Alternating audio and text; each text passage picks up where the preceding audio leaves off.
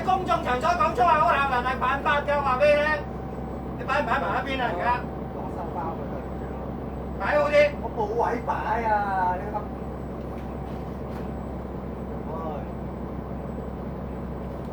我一定向九巴投訴啊！牛啊！抄清楚個 number， 你又影響到乘客安全，你唔合作，你就講粗口鬧我，對唔住咯，對唔住，對唔住殺人都講聲對唔住啊！